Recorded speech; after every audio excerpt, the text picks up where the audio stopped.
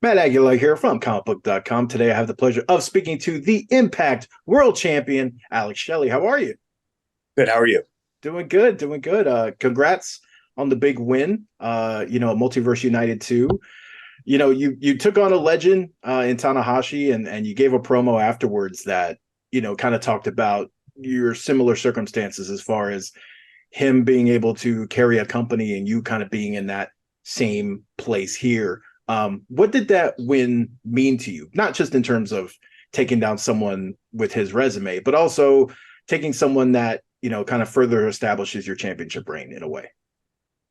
I didn't look at it in those terms. I looked at it as I'm getting to step in the ring with my mentor. I'm getting to wrestle a legend and I'm getting to learn. And that's not really the case in every situation I'm in, at least not to that extent. I learn something from every match, but at the same time, you don't get Hiroshi Tanahashi against you in a singles match all that often. So to have that experience to me, especially considering how much I respect him and how long I've known the guy and how much he's influenced me as a person and a champion and a wrestler, was really, really. I look at it in those terms. Well, and obviously you've got the champs work is never done, right? So you're defending the title once again. You'll have but then you're also transitioning to something different for Emergence Day, with the fact that you're teaming up with Josh Alexander, someone who obviously was the champion before and, unfortunately had an injury. And so now you guys will be teaming up for a little bit. Do you, I guess, with Alexander back in the picture, are you open to a rematch? And what does it mean if you were to be able to take him down as well? Yeah, of course, right? Like I would like to wrestle Josh again. He's very, very good. And he's a friend of mine. If I beat him, that would be 1-1, and that'd be nice for me, because I think certainly in Impact, if not the world, he was the best, and he pushes you. He's a wrestler's wrestler. He trains hard, and he's in the ring constantly, and he studies matches, and he's somebody who's very sharp. He makes you sharper.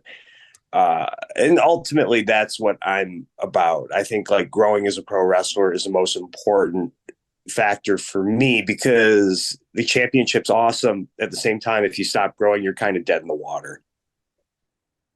Yeah, for sure. And you're also not just teaming up with him, you're teaming up with Chris and you're teaming up with Kushida, and you guys have teamed up a lot over the last few years.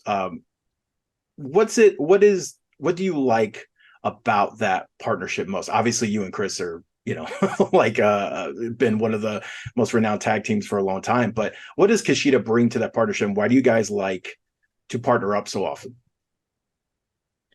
Oh, obviously, there's going to be three different answers that you would need to really get the full spectrum of the motivation behind it because, their input is just as important as mine. But I like it because it's two tag team partners that I clicked with. I mean, they're my brothers. And in a way, it's nice because I can kind of shut my brain off. When you have a singles match versus a tag six-man match, there's a different mentality to it.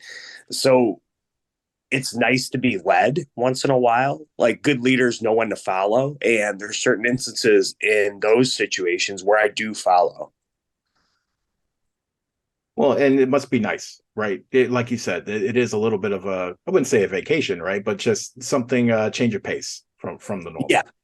Yep. Um, I mean, right. And I love tag team wrestling, but I'm a singles world champion. So how often do I need to do that or do I get to do that? A shocking amount if those two are around. well, and okay, I have a question because obviously I know, Time Machine is right on the money, but Time Splitters is that an ode to the old video game? Yes. I picked that. I picked that name 10. Yeah. Such an underrated classic, and I feel like that needs Oh, to make a comeback at some point in time. oh man, it might be too late, but what a game. And moving forward throughout the rest of the year, you've had a chance, Tanahashi and a bunch of opponents you've been able to step in the ring with.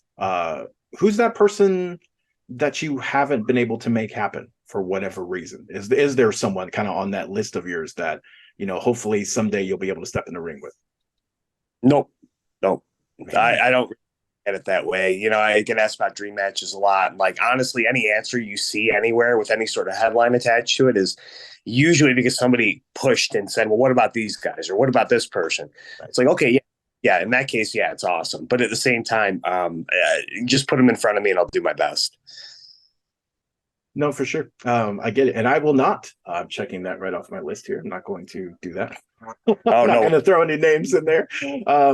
Last time we talked, it was awesome because I got to geek out a little bit about Something is Killing the Children, which I adore that series. So with it coming to TV, hopefully, fingers crossed that it's actually going to make its way to TV. I think yeah, it's supposed to be here. Okay. yeah, it's not crazy far off. So we might actually get it. Do you have who should play Erica Slaughter? Like someone come to mind?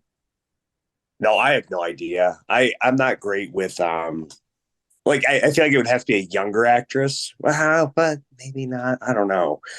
Nobody jumps out to mind, honestly. I'm sure they'll cast it just fine.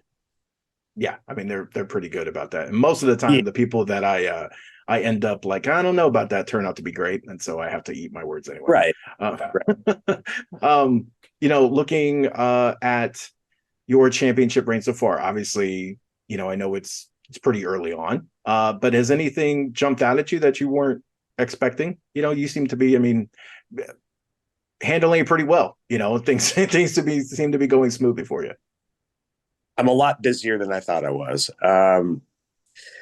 And that is something I saw coming when I left physical therapy as a full-time livelihood and signed a pro wrestling contract for the first time in quite a while. I knew the workload would pick up because I was going to voluntarily do it. But even Impact itself is growing, and I can recognize that much. So things are popping up in relatively short order that weren't on the docket a couple months ago. And I'll give you a couple examples so you can kind of understand where I'm coming from. But you get a notification from the office, hey, reserve these dates. And I have a very full independent schedule, which is great for me because I love doing independent shows. And again, that's how you grow as a wrestler. And a lot of them are happy to have somebody representing Impact there.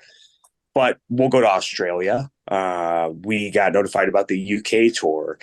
And there's more on the way, I think, by the end of this year, early next year. So these types of things are being thrown in front of you. And as a champion, you have to do your best with them. Like that's what Tanahashi would do. I always think to myself, what would Tanahashi do? But it can be really hard. And the long haul travel is really, and I think any wrestler would agree with this, the hardest part. And that's not to say we don't enjoy traveling, but at the same time, traveling is very, very hard orthopedically. And it is not an easy thing to do to go perform at a high level after you've been on a plane for 12, 14, 16 hours. That's when people get hurt. That's why people get hurt in a lot of instances. So that's something I have to be very mindful and cognizant of. Yeah, no, for sure. It's one of those things that comes with the wrestling industry as a whole, right? Travel is such a huge part of it, and it's something it's very easily overlooked too. I feel like for people on the other side, it's one of those things you don't see. Well, I know I gotta let you go. Congratulations on all the success, and cannot wait to see what's next for you, man.